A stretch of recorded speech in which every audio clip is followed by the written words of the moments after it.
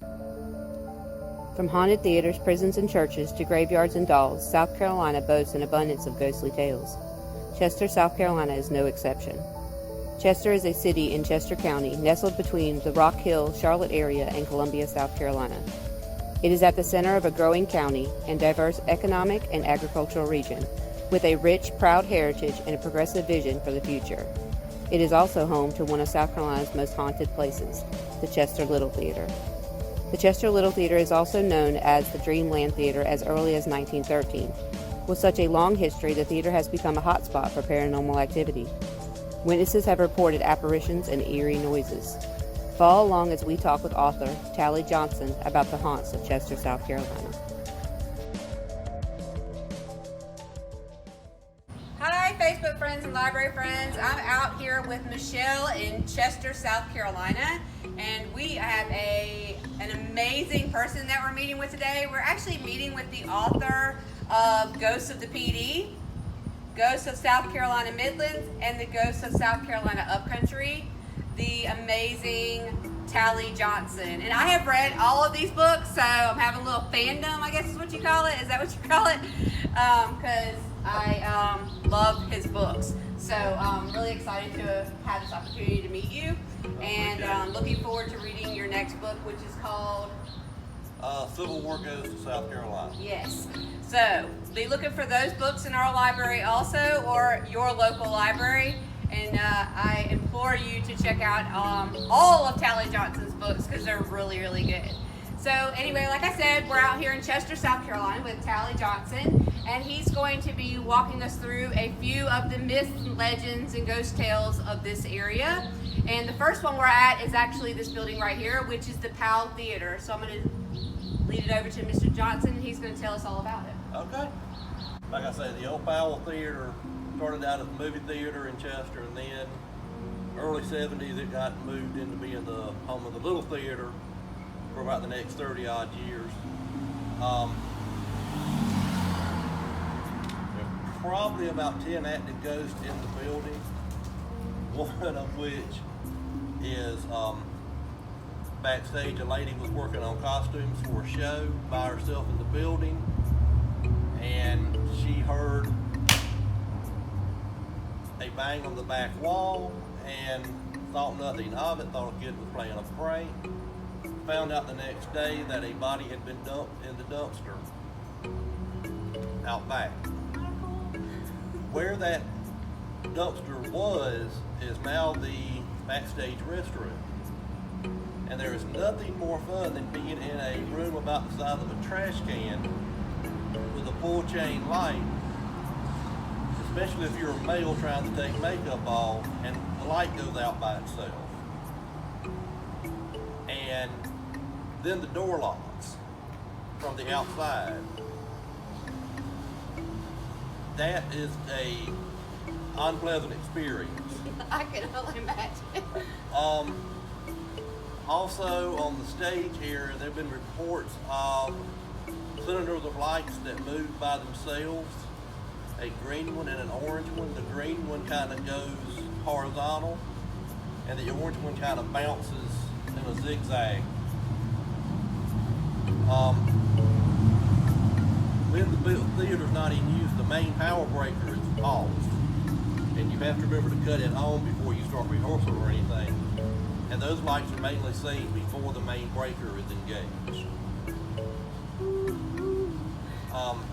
Facing the stage on the right-hand side, a former stagehand used to stand there with a styrofoam cup full of coffee. And part of his nervous habit was he would flake off the top edge of the styrofoam cup. He passed away about 20 years ago, and the next show, his coffee cup was there half full and hot, and the top edge had been peeled off the cup, but the pieces weren't sitting there,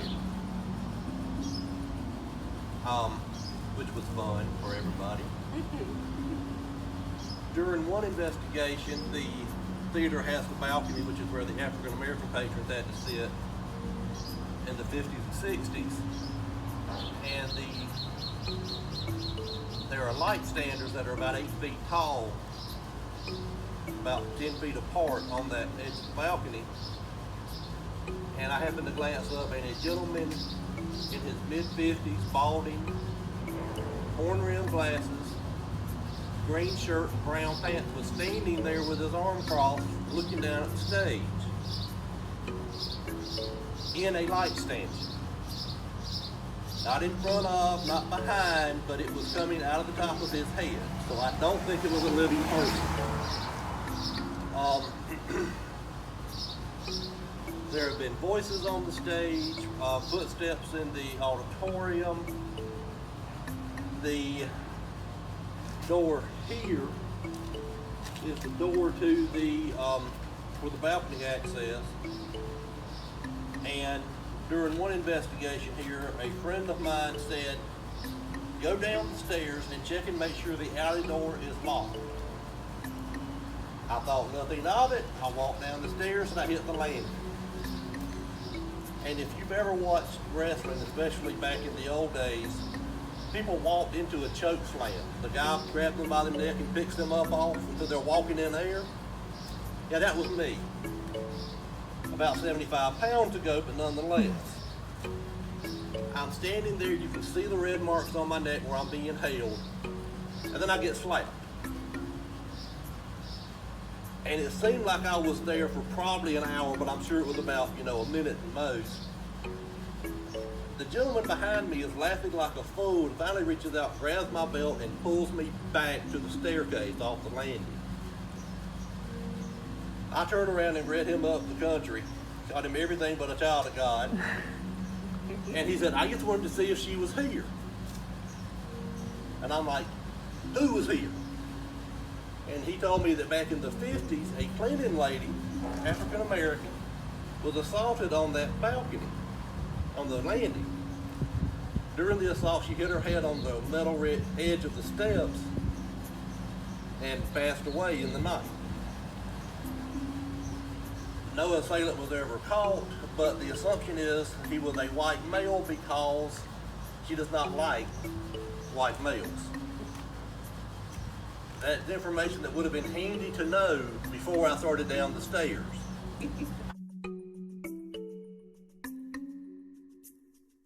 Upstairs, directly over our heads, is the window for the projection booth. And there are a couple of ghosts there. During the same investigation, I met the lady on the landing. We heard the distinct slap, slap, slap of a film strip coming to its end and being left unattended. And if you were of a certain age like I am, you will remember in elementary school they used to show the film strips, and the teacher always got sidetracked waking up that one kid, and it would do that slap, slap, slap. So I knew exactly what it was when I heard it. The problem is the projector is currently housed in the old jail, which is now the Historical Society Museum, not in the building. So you definitely shouldn't have been hearing that slapping sound from inside the building. Also there, the gentleman who was the projectionist smoked a pipe with some of the foulest tobacco known to man, according to my father-in-law. And when we entered the booth during that investigation, a haze about head high covered the entire room. On another investigation, the same gentleman who introduced me to my friend on the landing decided to be cute because there's no power upstairs at all. He decided to be cute and flip the light switch. When he did, the click woke up the nest of pigeons that were in the recessed light fixture, and probably 24 of those chased us out of the building altogether. Oh my goodness. So you had 5 30-something-year-old men screaming like debutantes out the front door across the street. People have also reported props being moved when it was used for storage on the balcony, and as well as voices and footsteps in an otherwise empty space. So, very haunted. yes. Very haunted is an understatement for the number of ghosts in this building. Yes. And sadly, there are some in the building that used to be in the vacant lot next door. There are probably another 4 or 5 there. But progress moves on, so some things you just have to use your imagination to read the book to find out.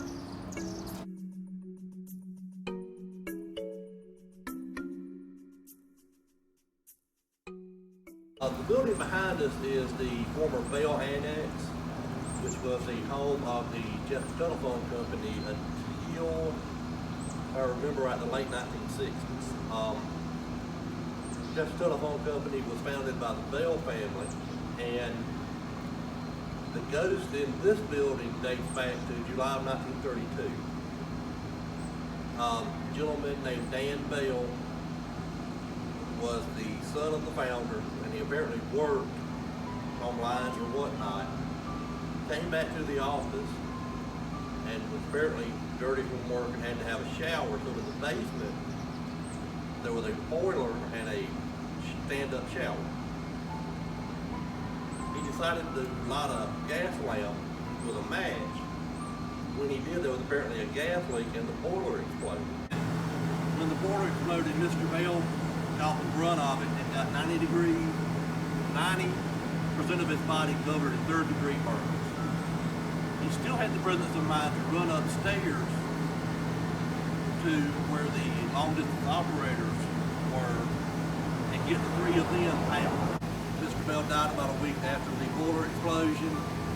90-degree burns, 90-degree, third-degree burns. It's not a good outcome, especially in 1932 in the rural South. He comes back largely as heavy-soled male footsteps on the carpeted stairs going up to the youth minister's office. The problem is those stairs have been carpeted for about 40 years, and you shouldn't hear footsteps.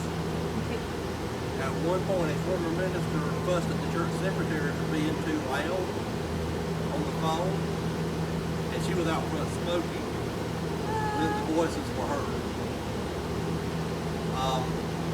People have been heard moving around in the pastor's office when the door's been locked and he's been off doing hospital visits. Just random fun like that. Heavy footsteps have been heard upstairs. Complaints have been made about that. So, for a small building, it's got a fair amount of activity. Well, this building served as the phone office for about 40 years before they moved over to York Street. Right. The building next door, with a vacant lot now, was formerly one of the bigger funeral homes in town. There you go. Yeah. And sadly, we'd been about a month early. We could have gotten some stuff there because there were several ghosts in what would have now that vacant lot. Yeah, you would think there would be a lot of ghosts associated with an area that's where the deceased are kept. Yes. So Yes. I was thinking maybe I wonder now that they've taken that building up, if there will be more activity in these buildings since the housing for the ghosts has been removed. Changing a ghost environment is one of the best ways to trigger a haunting. If you've done any Right. renovations at home and you've had experiences, Yes. they always get worse. Yes. So I am eagerly anticipating phone calls from folks about various and sundry other events. Do you know what they did with I don't want to say the remains, but basically the remains of the building that was there before? They just took it all the way down because it was condemned and it was literally about to fall in, the pipe being sandwiched between 2 others. The interior, the floors had rotted out.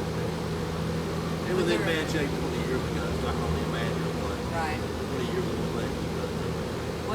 Were there any things inside of that building that were taken before it was demolished? I'm unsure. That's check with the Historical Society. That's what it was called. Because a lot of times, you know this too, a ghost will attach itself to an item. So I was like, I wonder, some of them may have stayed behind and will haunt these ones, and some of them may attach themselves to an item that may have been taken from You them. want to hear the bedstead story? Yeah. That's what you're heading. Okay. When that building was still standing, served as prop storage for the little theater. And the young lady who beckoned me up the stairs during an intermission that I didn't go follow for a change, she appeared in a window on the second story. And after a rehearsal, so we went back in the theater to see if somebody had wandered in or got lost. When we did so, we went upstairs and no one was there. But she was the same lady that I'd seen at the top of the stairs about 3 years before.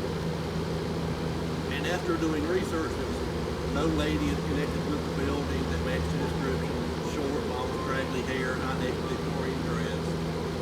We figured out that she was connected to a king-size hand-carved bedstead that was in storage that was given to the theater. The mother wanted it to go to her child, not the theater. But the child was like, I don't need a Victorian era hand-carved bed. I've got one. Donate it to a good cause. Well, when the theater moved, they got rid of a bunch of props, and when that one left, that goes well too. She left with it. But I haven't heard where the bedstead went. So wherever that bed is, Somebody she went may have with it. inherited a ghost. So I wonder if that would be crazy if you were the person to have inherited that bed, and you're laying there in that bed, and can you just imagine like this creepy lady standing over you while you're trying to sleep, and you're thinking it's your house, and all along it's the bed you bought at a thrift store or antique store. So lots of really amazing stories like that inside these books. So keep up with these and read them. Amen. Including our tour of Wallace Street in Chester, this is the Associate Reformed Presbyterian Church, and this building's been here since 1869, and the cleaning lady has complained multiple times of hearing male voices, heavy footsteps, and has reported seeing a figure, the back of a figure, in the sanctuary while she's been cleaning the choir loft. I think I figured out who this ghost is. As we all know, in 2020, the last big epidemic was the influenza outbreak in 1918. Chester State Senator at that time was a man named Asbel Bryce. He passed away from the flu. He was an elder in the church, and they buried him where the social hall is now.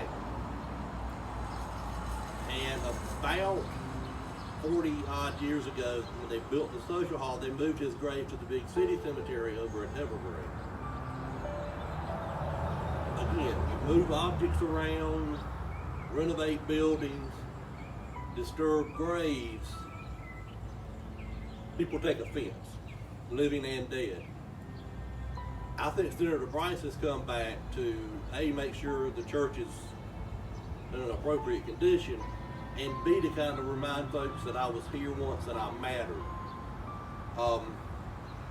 Cleaning lady's not reported anything particular as far as negative interaction, but he's just kind of here. He just makes himself present. Yeah. Like, hey, I'm a part of this. I matter. Don't forget about me. Yeah. And, Boo. and like I say, being buried on the property gave him a little bit deeper tie than some other folks may have had. So. Exactly. So there's a cemetery behind this property also? No, the cemetery is going out of town off Lancaster Street. Okay. Yeah, the big city municipal cemetery park kind of place with a big fancy monument. So lots of fascinating history and ghost tales here in Chester, South Carolina. I want to thank Mr. Tally Johnson for meeting with us. It has been super exciting for me, and I'm sure for Michelle also, to meet the author of these books. Like I said, don't forget to check out those books and all the other books by Tally Johnson as they come out. So many more great haunts in these books than what he's told us today. So I implore you to read those because they're really actually quite good. So we really appreciate you coming out and meeting with appreciate you us, having me. telling us all these stories. Hopefully I'll get to come back and do it at the library one of these days. Yes, and we will. As soon as we can open back up, we're going to have Tally come out to the library. Be marvelous. And probably Elizabeth, too, that you guys met in the last series. So hope you guys enjoyed it. We are out. That's it for Chester, South Carolina. Thank y'all.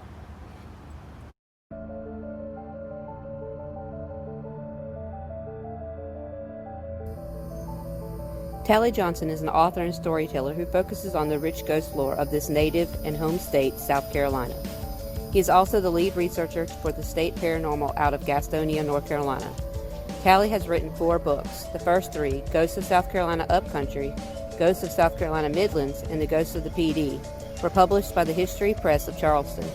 His most recent book, Civil War Ghosts of South Carolina, was published by Postmortem Press of Cincinnati. You can check out any of these amazing books and more at your local library. Tally is also currently working on several projects, both fiction and nonfiction, so watch out for these as they come to press.